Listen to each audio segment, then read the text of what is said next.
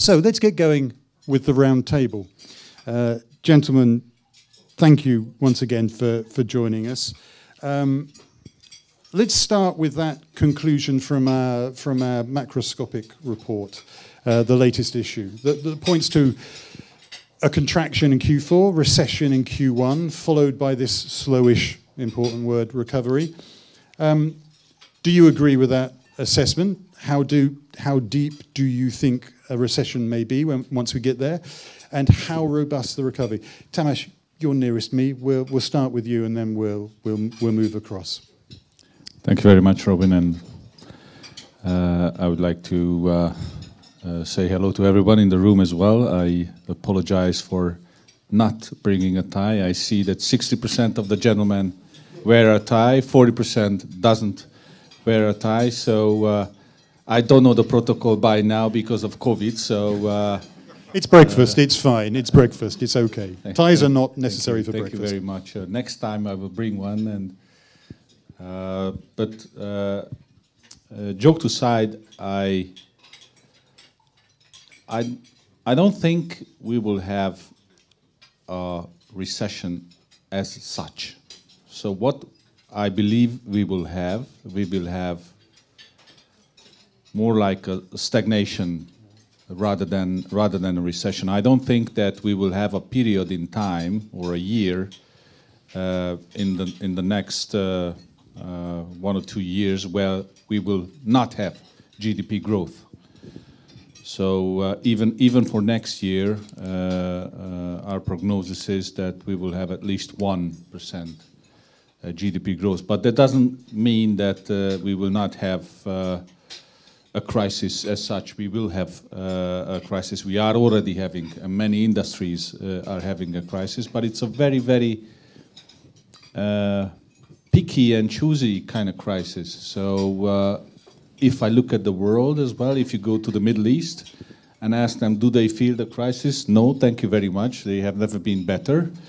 But if you go to Europe, there is very clearly many industries, and because of the energy prices, there is contraction very clearly, and even factories shutting down, and stadiums shutting down, and schools shutting down because they cannot finance the energy costs. So I believe that that there can be many things happening in the world which is going to influence that heavily, and no one knows what's going to happen. There are so many factors in the uncertain right now that I believe if we have a little bit of luck, we will have a softer crisis than, for example, in 2008 and 9.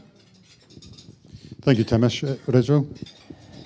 I'm in the lucky position. Good morning, everyone. I'm in the lucky position that we just recently published our global CEO outlook and can take some quotes from this survey. Because I think everybody is quite aware of the macroeconomist analysis report, so I would not repeat it, and I fully agree with Tamás' words as well. So according to the 1,300 CEOs in the leading economies of the world, you can clearly distinguish between geographical locations, as Tamás already said, that the meaning of the crisis is completely different in Europe, in the States, in Far East, in Middle East. But something is common. So everybody had an excellent 2022. I will not raise the question now and ask you for vote, but I'm quite confident that almost everybody is above the budget for 2022. And I'm quite confident that almost everybody budgeted less for 23 than your actual figures for 22. And I'm quite confident that you budgeted about the same for your 3-5 years long-term budget what you had last year. And this is the global survey's result as well. So all CEOs are really happy about the announcements relating to the 22 figures.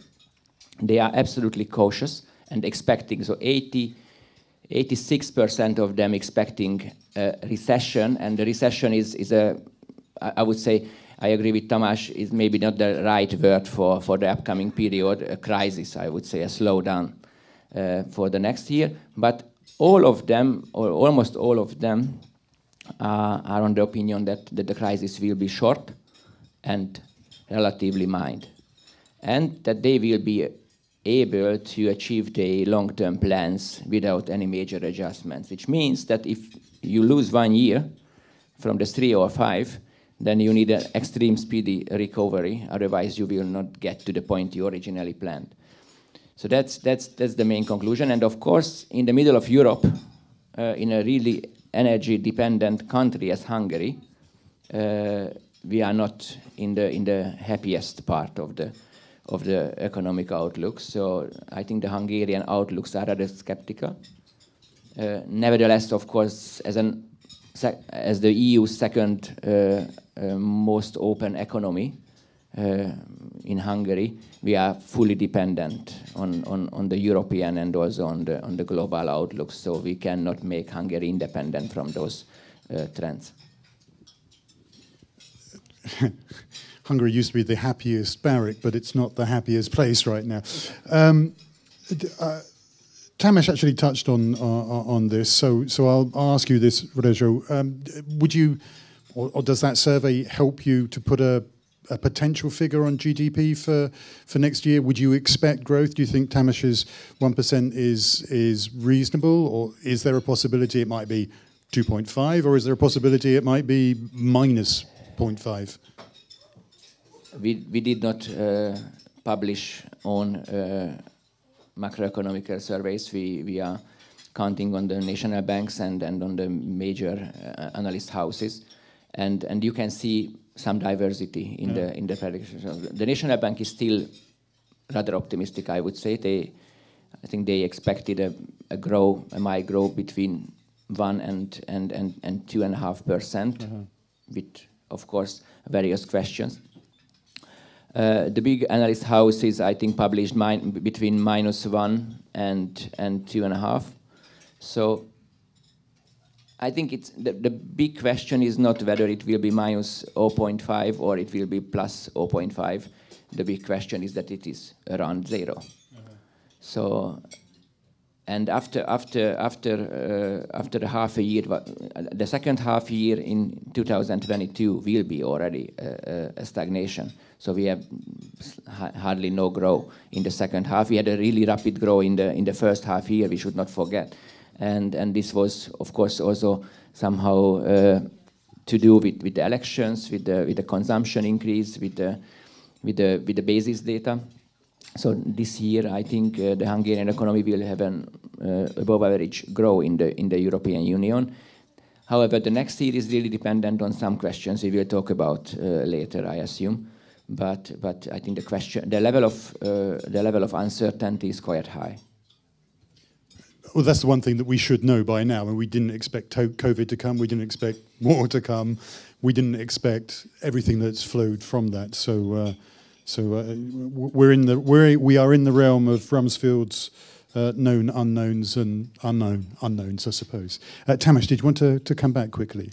Well, I think what is important, and this is certainly a moment for the Hungarian economy and the Hungarian companies to look inside and look for the future that is sustainable for them. So many companies started this review of themselves during the COVID times because this was a moment where there was a slowdown and many companies started to reform themselves, to transform themselves, which is something that those companies who succeeded are doing pretty okay at this point in time. Many companies were looking for markets outside the Hungarian market, and this is a weak point of the Hungarian economy. So the Hungarian companies are not looking at export possibilities as good as, for example, the neighboring countries, for example, Slovakia, Czech Republic, Poland, to speak about the closest countries and allies from a certain perspective as well. So we see also some very good signs from this perspective in the agricultural industry, for example, food industry, the health industry as well. But there are many industries where there is no export at all, which is clearly a bad sign or a bad news for the Hungarian companies as well, and the Hungarian economies as well. But I believe that here we have a second wave of review, which is more on the digitalization rather than what do I need to do, and the energy efficiency. So these are the 2 points now. There is no company in Hungary who is not looking at that, whether it's LED lights, whether it's batteries, solar batteries, or solar panels on the roof, whether it's geothermic energy that they could use instead of gas.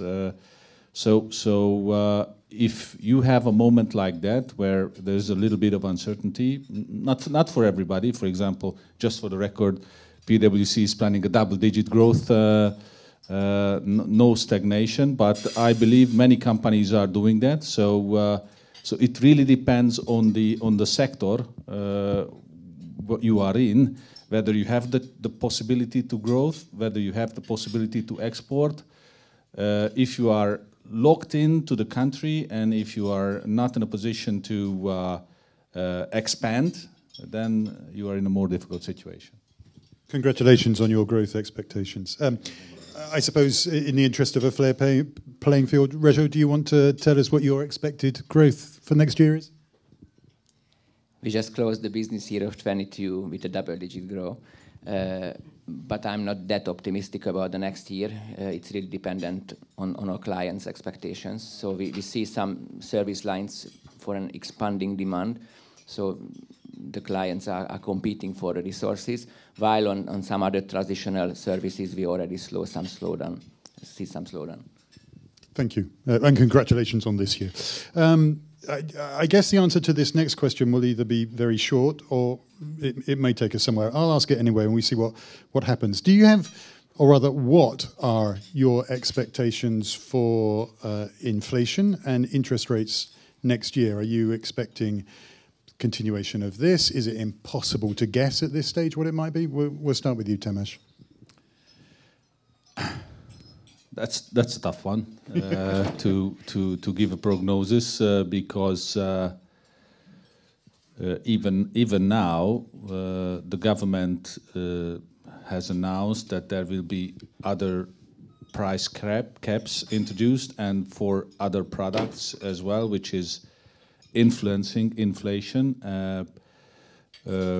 This is something that didn't change the inflation or didn't probably bear the fruits that the government was hoping for, that inflation is going to be pushed down because of the caps.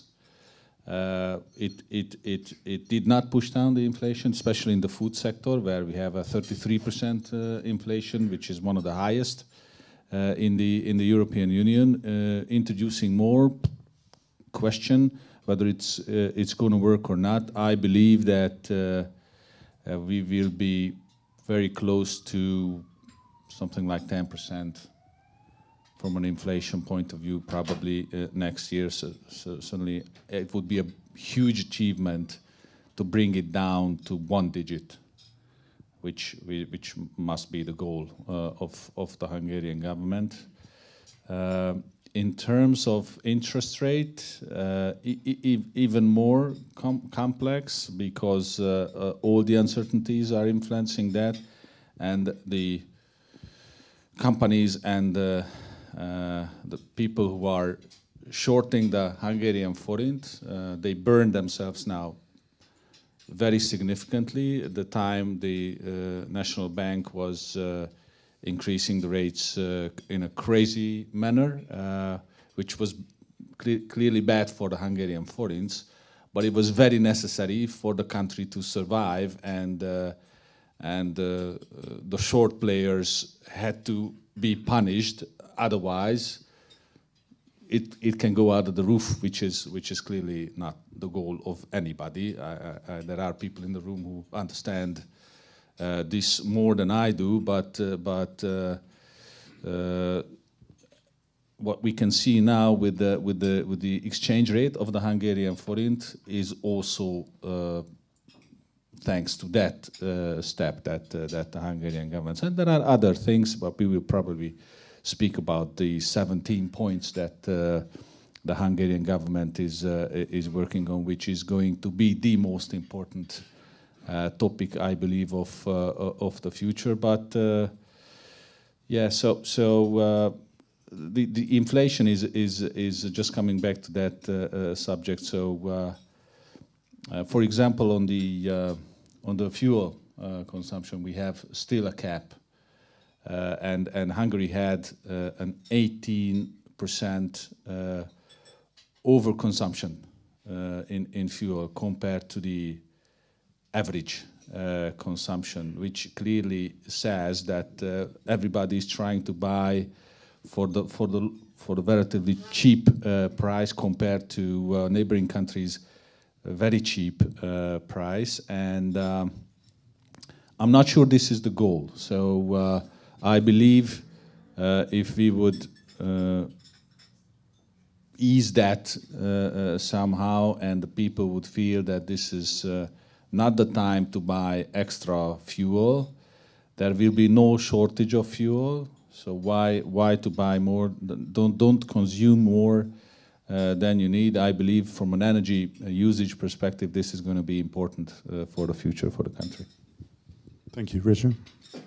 So most of you studied economy, and you know that inflation, interest rate, grow, and exchange rate, as long there is a own currency, are absolutely linked to each other. And you cannot have grow in the same time and slow down inflation. And also the interest rate is quite sensitively linked to the interest rate, to the exchange rate.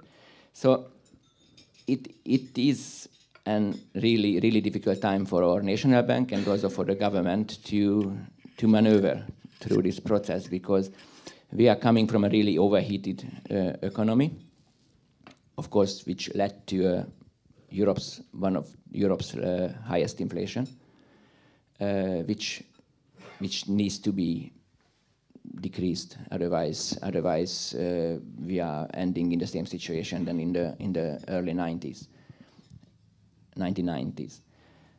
So, if you remember how many times the inflation outlook was changed this year, so I think it's a quite brave thing to predict any inflation for the next year.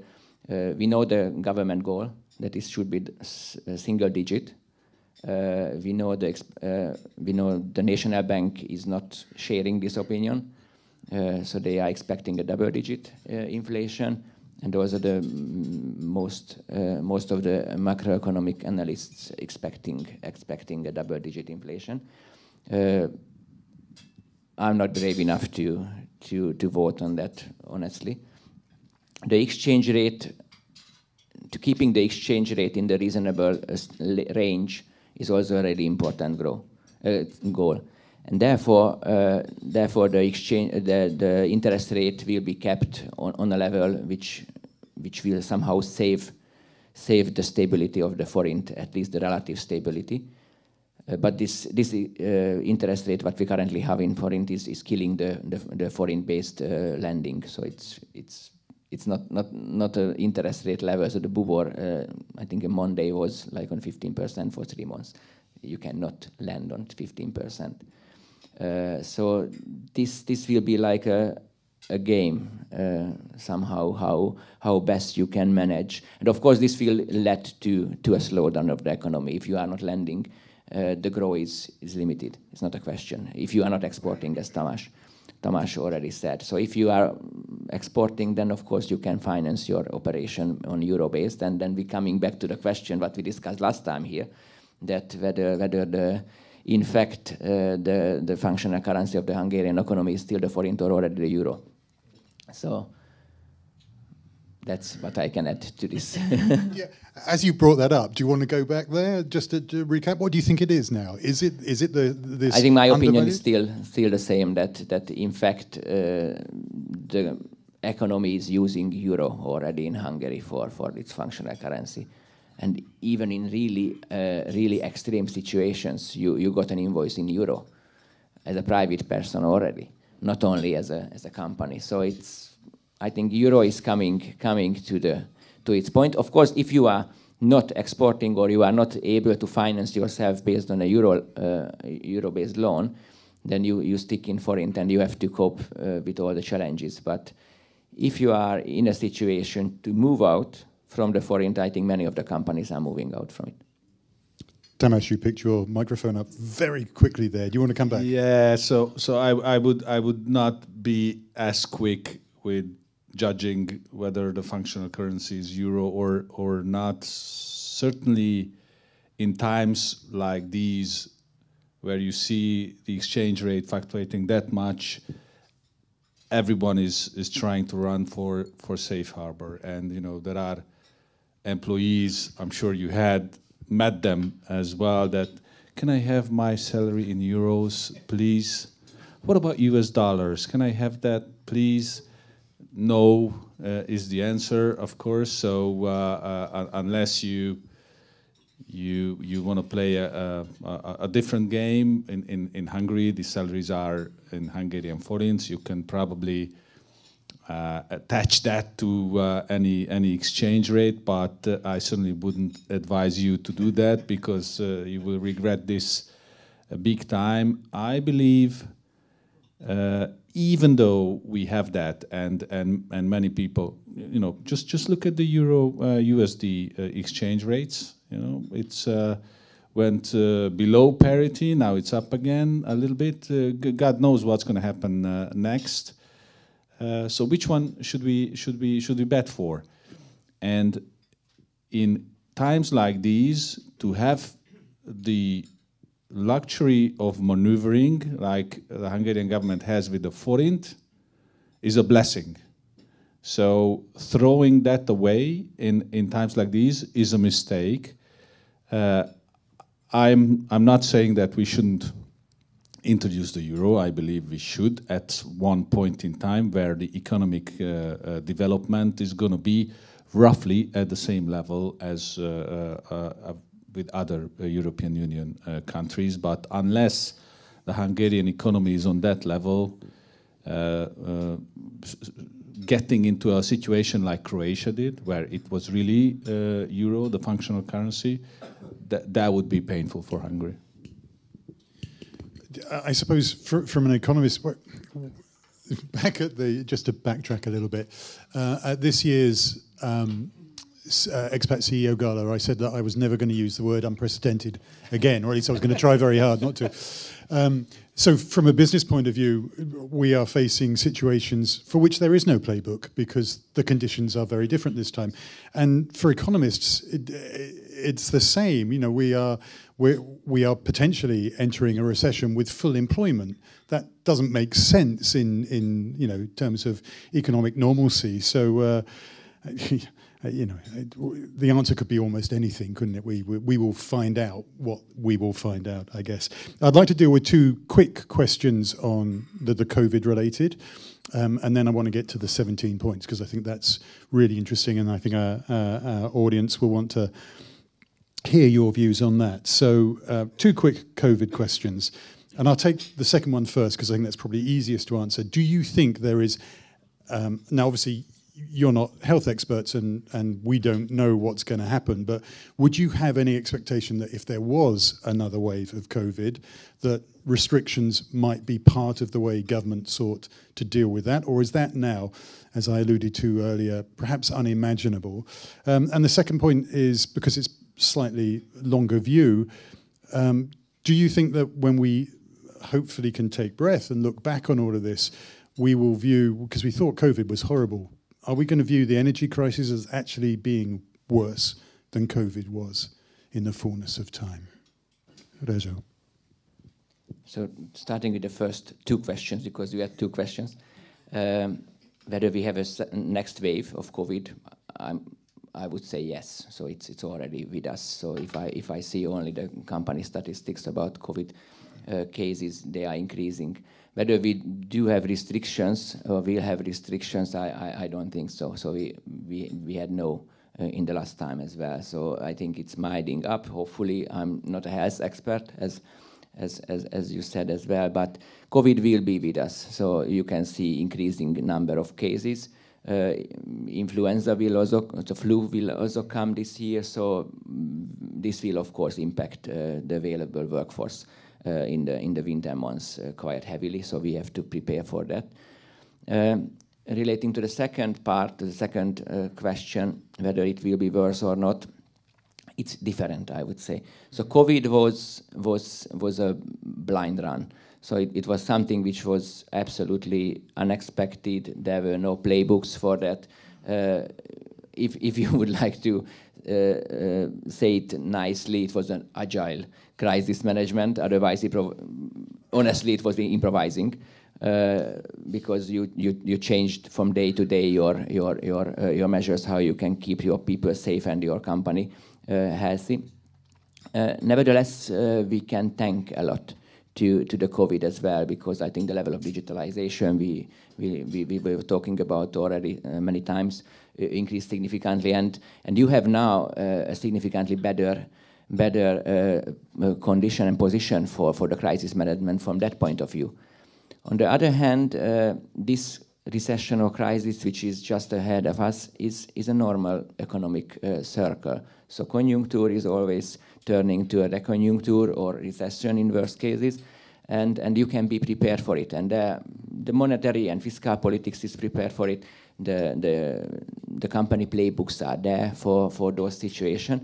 The only exception this time is that there is an element of irrationality in the whole thing, and not only the war. Of course, the war itself is irrational, and this is something unusual in the crisis, but also those things like the terror attack against the Nord Stream is not an element of a normal economic crisis. And you can remember in mid of September how significantly this influenced already the gas prices and the whole economic and currency. So I would say you can be prepared for this crisis. You can manage it in that way easier than the COVID, because you can be prepared for it. Nevertheless, this extreme hit on the energy side in Europe, and this is concentrating on Europe, we should not forget, is something which is similar to COVID, because you never experienced such a case. And if you are asking the management of this hotel whether they are more afraid from this crisis than from the COVID, I certainly think that many of them will answer that at least on the level of COVID they are expecting the outcome. I suppose there's also an element of COVID brought about closed downs, but the energy crisis is also bringing about, limited shutdowns for I was going to say many players. It's not for many players, but some people. You talked about it at the beginning, Tamás. We know that museums are closing. We know that there are some spas that are closing, some swimming pools, some hotels that are not going to open, and again until. It's extreme. So it's if you consider that. We at KPMG in an office building, we're never considering heating as a factor. It was like somewhere at the paper purchase level of cost, and now it's in top 10 cost. So it's 10 times of the last years. It focuses the mind, doesn't it? Tamás, your thoughts? Yeah, I believe unprecedented is not a word anymore that you should use. I think on the health side, COVID is not going to be an issue. I see people not taking COVID as seriously as they did before. So, not staying at home or keeping distance, etc., etc. It's more or less like a flu, which is going to come. So it's going to be there, but. Who knows what's coming next? This monkey spot or whatever the name is, or other challenges on a health level, so no one can be sure that nothing's going to happen, even with a far greater extent that COVID did. So I believe staying on alert is a good thing. Not caring so much, but do your business properly is a way to go. And with respect to the energy crisis, I believe that the big difference is that politics is much more in this than in COVID. So I must be honest, I'm not a big fan of sanctions. So I believe that there is very clearly interest from the European countries as an interest of the European Union that will be not defended by anybody else but the European Union.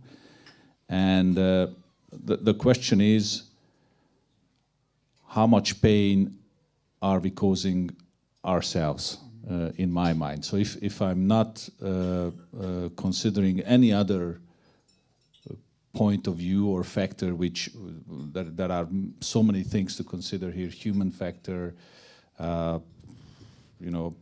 morals, etc., etc. But for some reason, Europe is on the worst end of this crisis, right? So if you look at the US, it's not even close. If you look at the energy prices in the US or anywhere else in the world, our situation is the worst. And then making our situation even harder doesn't seem to be a very rational movement.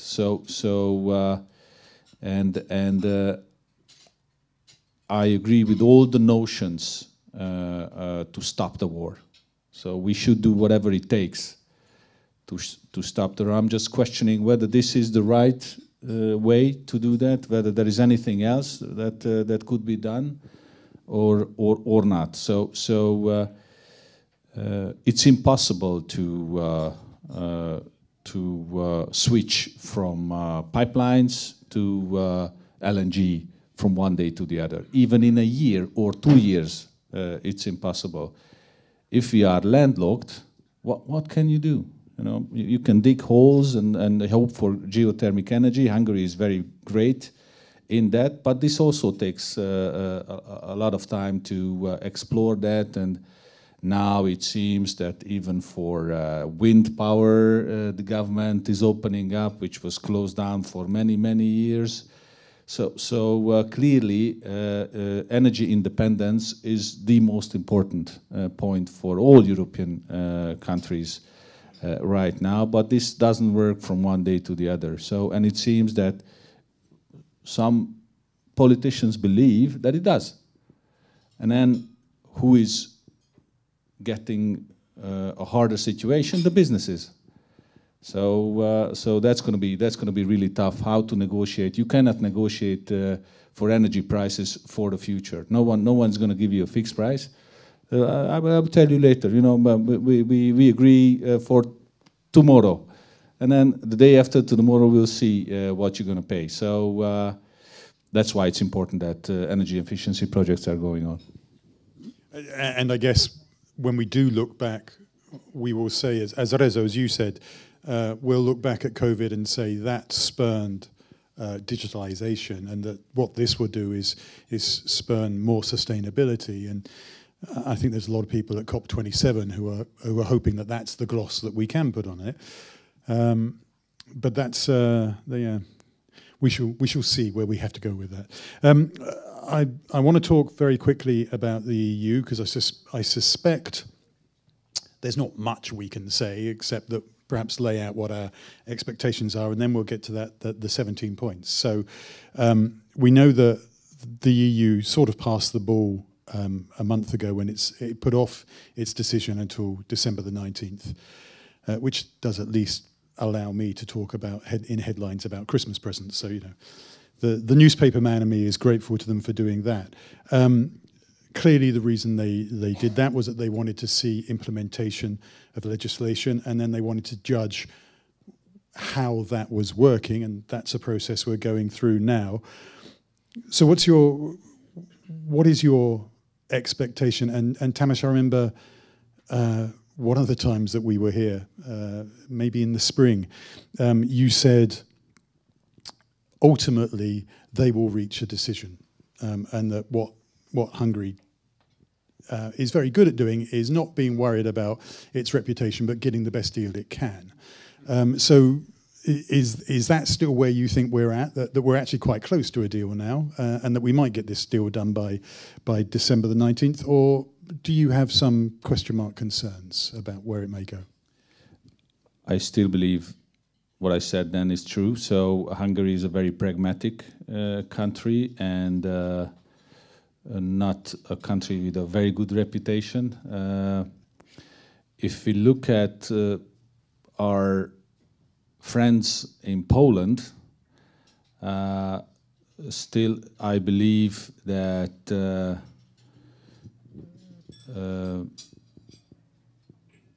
this distinction is true in that comparison as well. So Poland is still looking for the money from the EU funding, exactly the same way as Hungary does, and there's a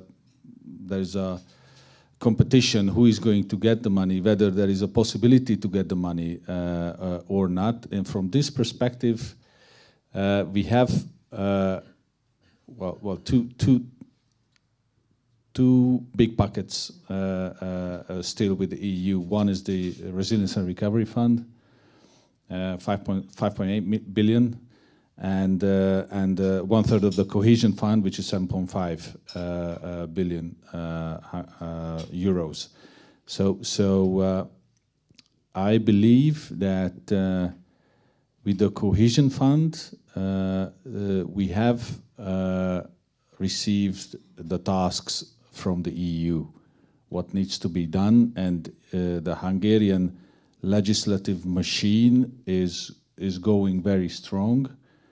Not so much consultation. So as you can expect in this situation, which is there is room for improvement from this perspective, but not with these 17 points probably, because you have to act very fast.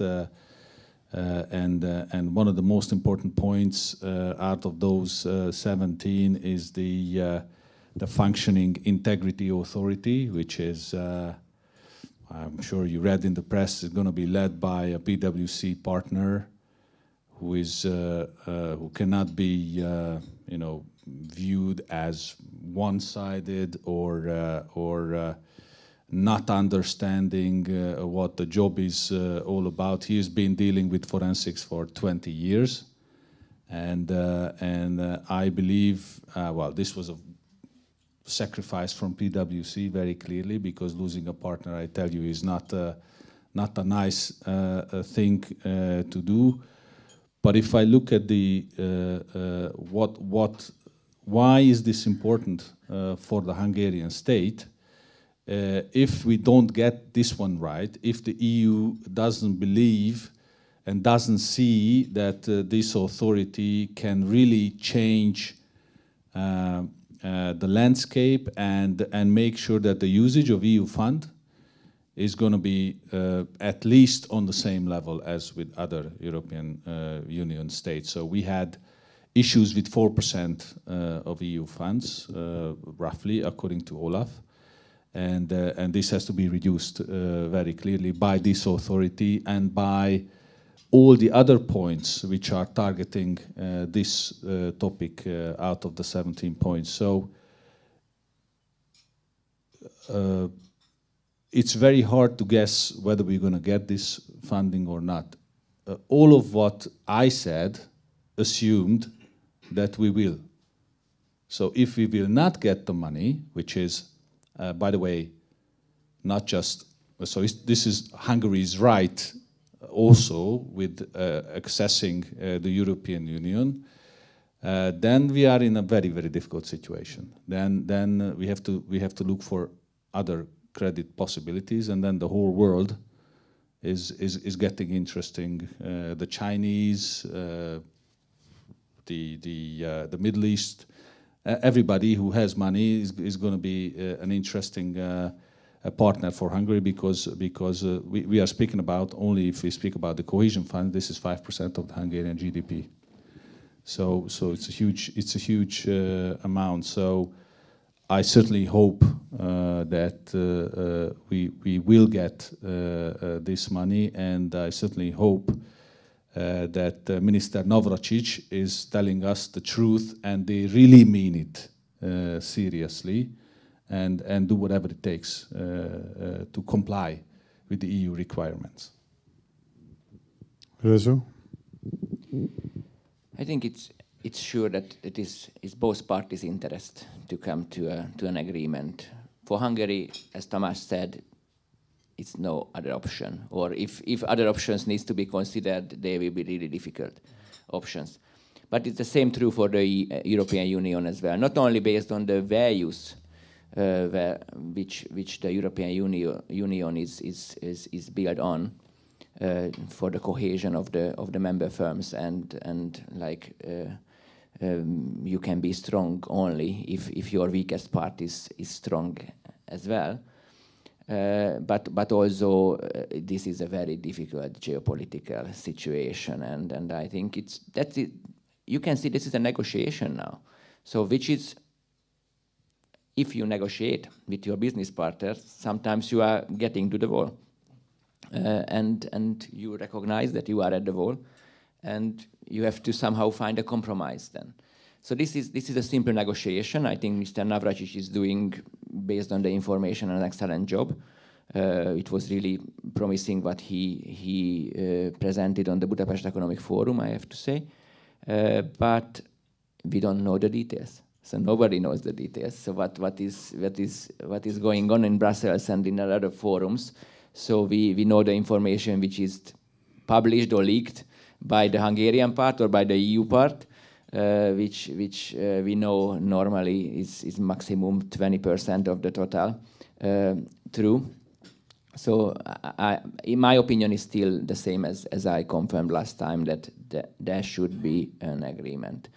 And yeah, as Tamás also said, we have a quite agile law ratification process in Hungary. So it's I would say this is now half full, because you need to approve like a record number of new laws and law changes in like in a period of weeks. So this is of course now needed. It's not nice, but is needed. That is done without any major consultations. But we will see whether it is enough or not, and how the whole crisis situation will develop in the next months. Because it's, I think, month to month we are in a different situation, which will influence this part as well. But I'm cautiously optimistic, I would say. That was going to be my really unfair question. Okay, so you're cautiously optimistic, Tamás? I believe we will have the agreement as well. Excellent. Let's hope so. From your words to God's ears. We do like to try and involve the audience if we can. I have more questions to ask, of course. But at this stage, are there any questions from the floor for our two very distinguished and knowledgeable guests?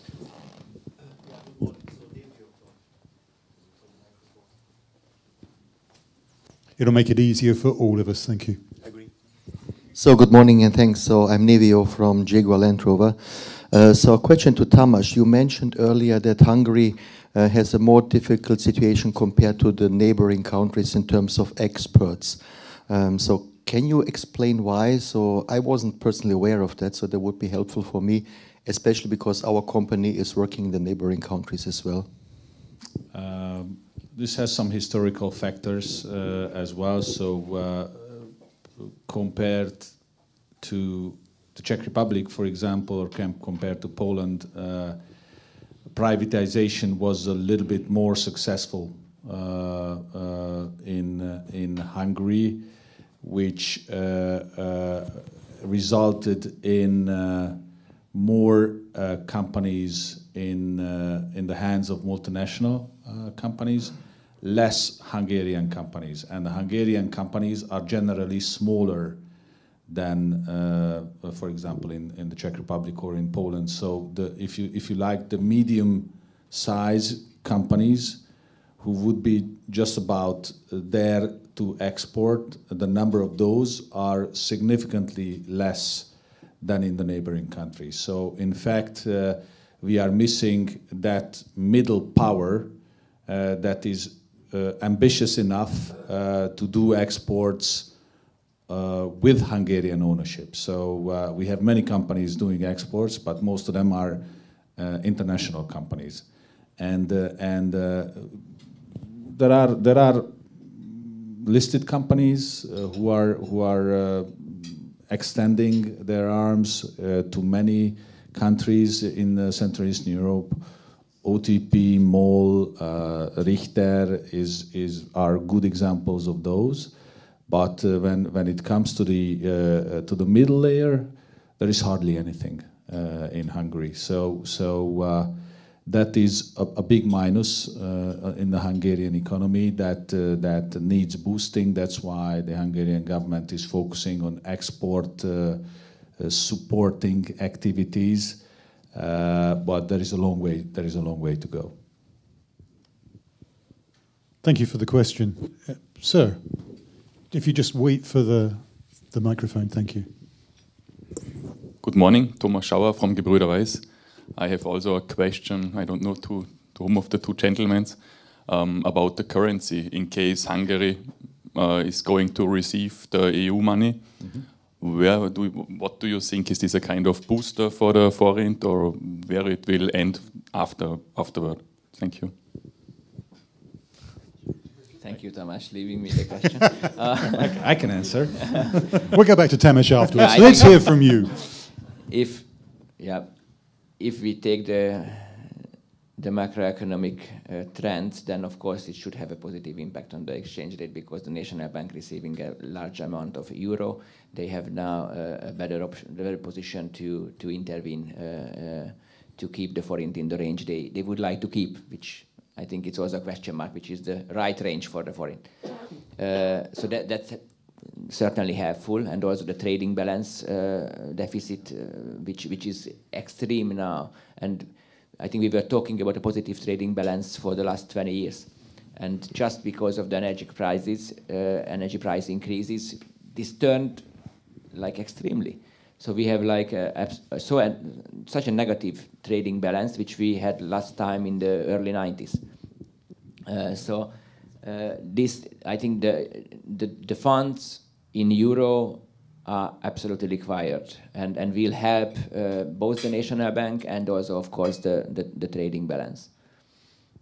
Thank you, Rezső. Tamás? Yeah, I agree with that. So my prediction would be that if we get the EU money, then I'd expect the range of a Hungarian forint between 380 and 400.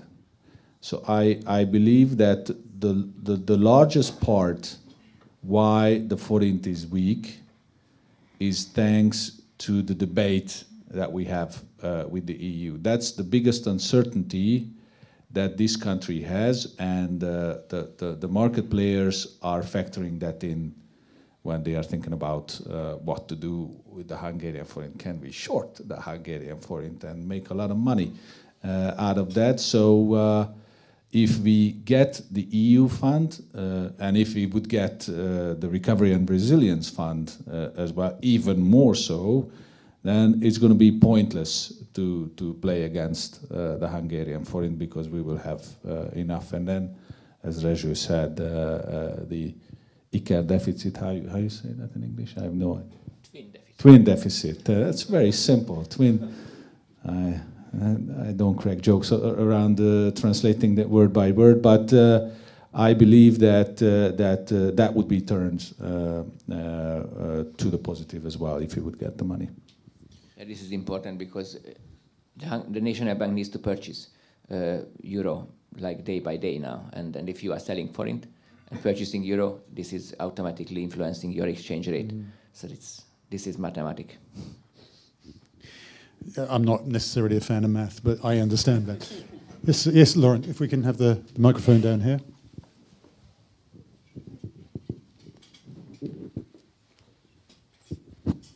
Good morning. My name is Laurent Varga from CBRE.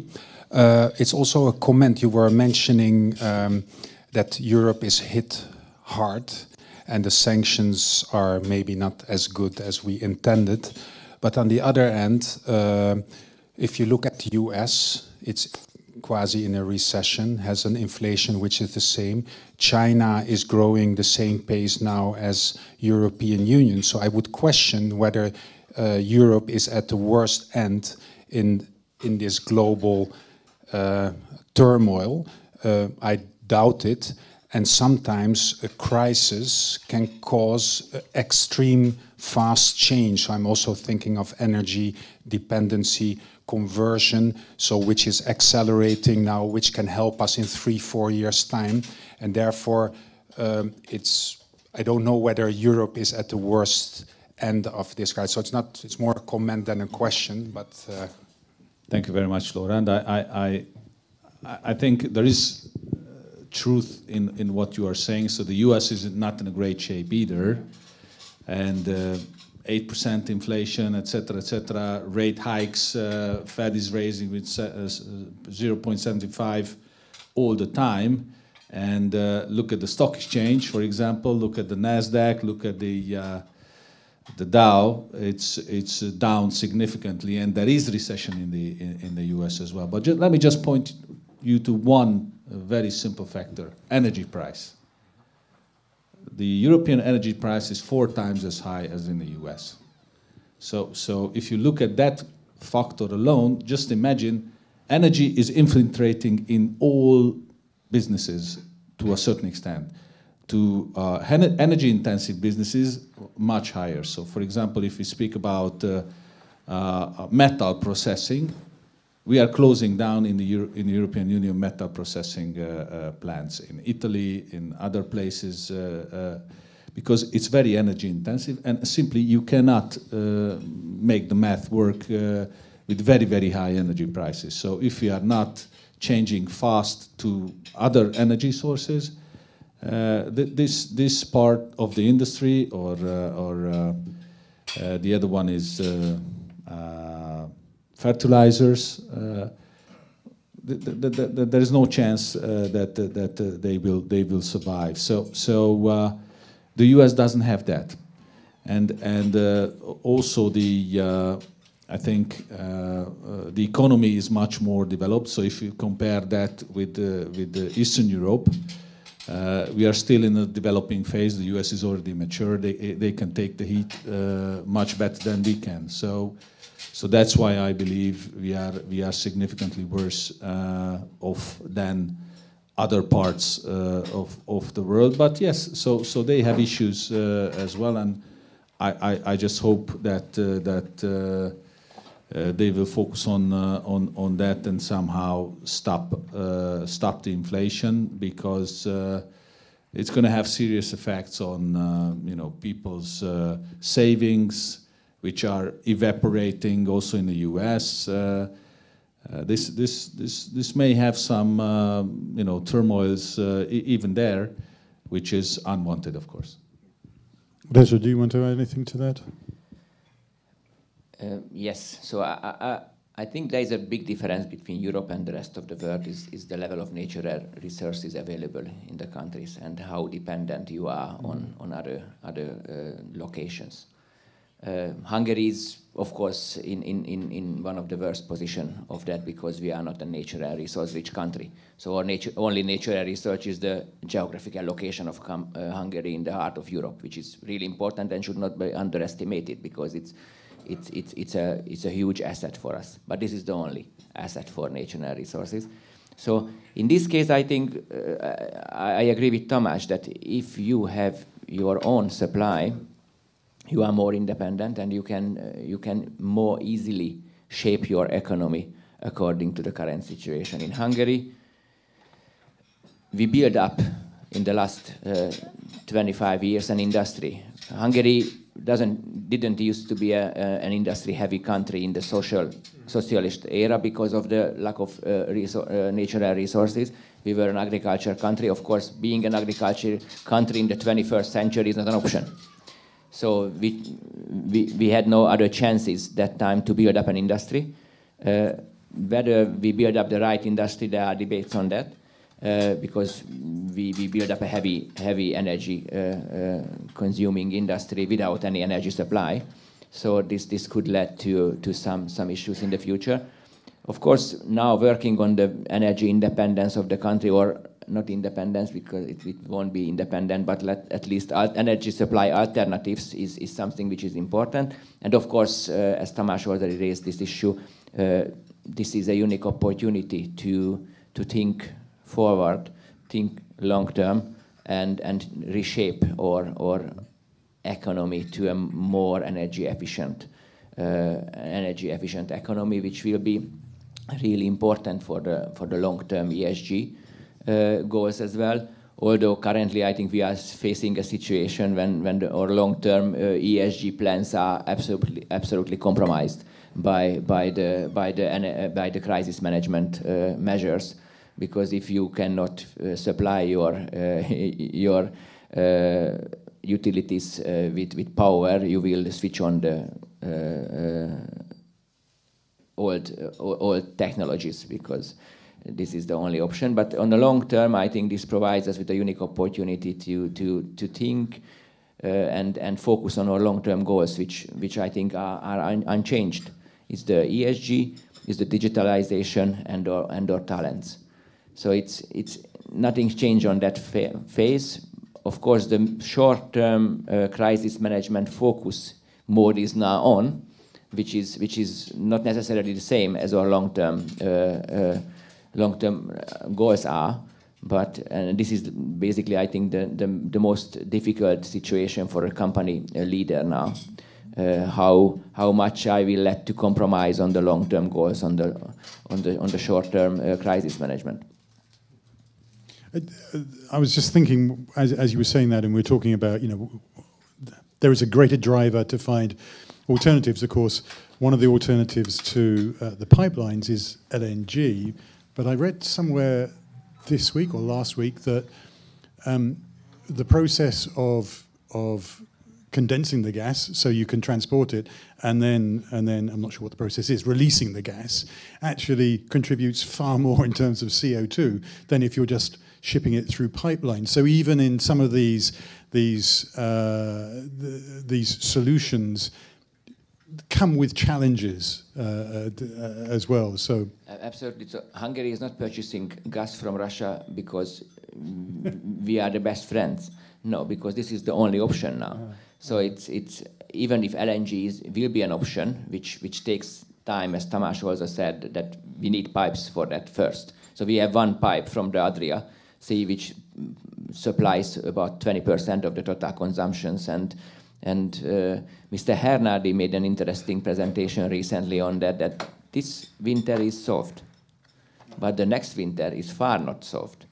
And we won't have the LNG here for next year because the pipes are not built yet. And if the gas is not coming from other directions, this could lead to an even more difficult energy situation next year, which can lead, of course, not only for the people in the country, but for the economy, a big hit. And then, let's talk about proposed growth and inflation, of course, in this case. So this is more difficult than what we can discuss it, I think, in 5 minutes here. But we need to focus on diversification. This is not a question at all. Just one more thing on pipelines. I was talking with a gentleman from Mol a month ago. He was talking about pipelines, and he said it used to be, if you got everything in line in terms of permissions, it would take you perhaps 2 years to build obviously it depends on how long a pipeline, but you work around 2 years. That's now 3 years, and that extra year is purely because of COVID and the supply disruptions and the fact that, you know, everything is not where it should be and it takes longer to make. So, you know, there are challenges everywhere. Ladies and gentlemen, we're coming towards the end of our time. I want to ask one last question before I let you go. And I remember the very first question I asked Tamás when we started doing this way back when.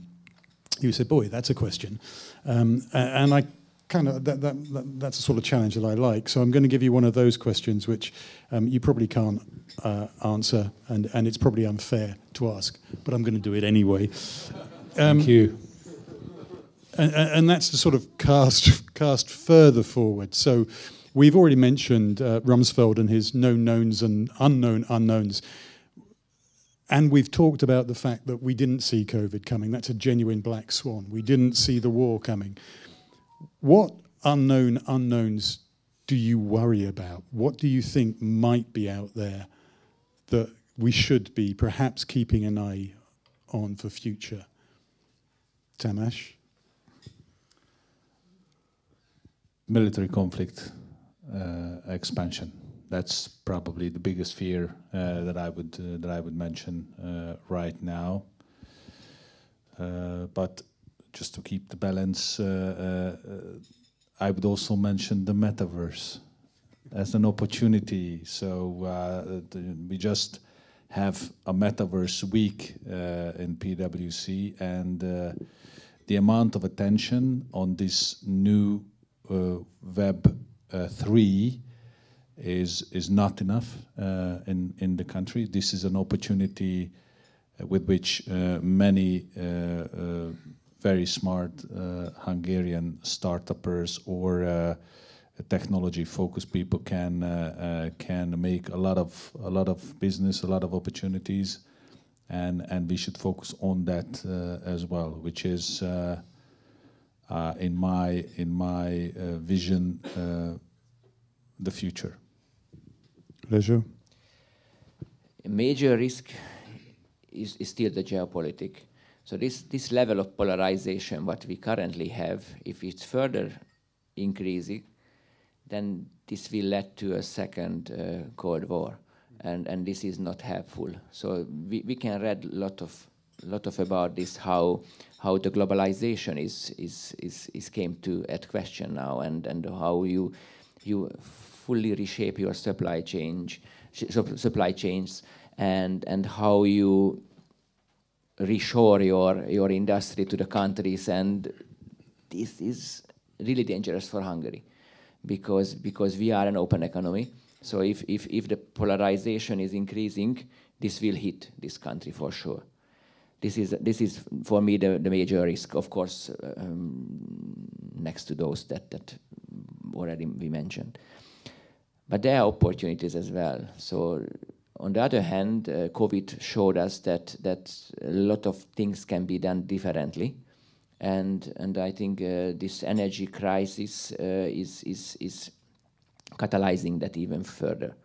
So we were speaking about energy a lot. We were speaking about digitalization as well. I think digitalization, as Tamás also just mentioned, is something which we learned during COVID, how important it is, and we felt that if we are not first mover or like quick followers, then we lose. We lose, and as many new brands came to light during COVID, the double of the numbers disappeared from the market because they were not fast enough in the move. So it will be really important for the future that we are keeping focus on that, and of course this needs a more structural thinking in that way, not going too much in the politics, but of course this is really interlinked to the education.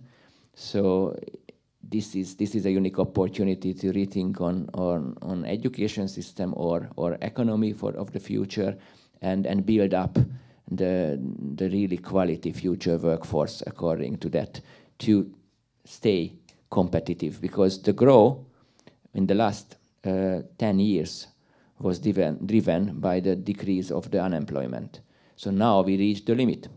There is basically zero unemployment in the country, and I just talked to Tammy and it's important to speak to those people who are in the HR business, because as long as they are busy, this is always a good sign, and she confirmed me that they are still really busy. So there is basically no more room for development here, because the practical unemployment is zero. So if we would like to grow in the next 10 years, we need to think something different. And this is now a really good 0 point to start thinking how we can move like steps, but not only one step, but multiple steps in the digitalization, technology industry, in the service industry, how the whole education system, first the universities, but also the other primary schools and secondary schools education system should be shaped to support this. Thank you. Tamás, you wanted to come back? Just one slight comment on what Rezső said. So I believe there is room for development also for traditional industries. We just have to get some people in the country, right? So this is what is happening right now. So many people coming from, well, Ukraine, Serbia are the even before the war we had many of them. Now we have the Philippines, the people from Vietnam, and other places no one would think about. We have them in large quantities working in Hungarian factories, which is something that is a positive. And as long as there is no demographic change, which is a long way ahead, we need to do that. And there is still place in Hungary. So just don't stop investing, because we will solve the people issue. And that's very important. I know that Eric Sluiten has talked about that in the past. And I interviewed Tammy not so long ago, and one of the things that we were discussing was the need to open up the countries from which we can bring in talents. And I think the point you made was it's fine to employ Hungarians first, but once you get to the stage, and we're there now, where there are no more Hungarians, then you have to look somewhere else for the talent. Gentlemen, thank you. Ladies and gentlemen, thank you for your attention and for your questions. I guess if I was going to upsum this, and how do I hope to upsum their assorted knowledge, I would say that my big takeaway is that, well, it's a Disney song actually. The moment that you said, with a little bit of luck, I had Dick Van Dyke going in my head with a Mary Poppins song on loop. But then I have a very strange mind. With a little bit of luck, we will perhaps have a soft landing. We probably won't, or we may not have recession. Perhaps we have stagnation, and perhaps we can avoid, with that little bit of luck, the worst of that. And then we can begin to deal with all the unknowns and all the challenges. And so much of this conversation has actually been about things we as businesses cannot control. We can just respond to. And Rezső, you said that one of the things that came out of COVID was agility, or the ability to manage within chaos, I guess, to respond as fast as you can. That's the skill that we've got to continue to hone. And then looking further forward, doing more with digital, doing, as you said, Web3, looking to the metaverse. Not necessarily investing there, but investing in our own efforts with the metaverse. Facebook can do what they want. That's up to them. We don't need to give them any more money. That sounded like a political statement. Sorry, it wasn't meant to be. Off the cuff. It just remains for me to thank you once again. Tamás Lőcsei from PwC. Thank you very much. Thank you very much. And Rezső Rózsai from KPMG. Thank you very much, everyone. And obviously, thank you for your attention and for your questions. We still have a little bit of time for further networking, if you want it. If you have a hard stop and you have to leave, please feel free to do so. And I know, what I'm sure most of the ambassadors will. Paul's already been looking at his watch. We'll have to do that. Please do not feel embarrassed. Just go as soon as you have to. But if you want to stay, we have the room for a while, so you can stay and talk. Please bear in mind that our speakers may want to eat something first. So If you see them sitting down in front of a plate, let them finish that before you ask them that very important question. But thank you, ladies and gentlemen. Thank you, gentlemen.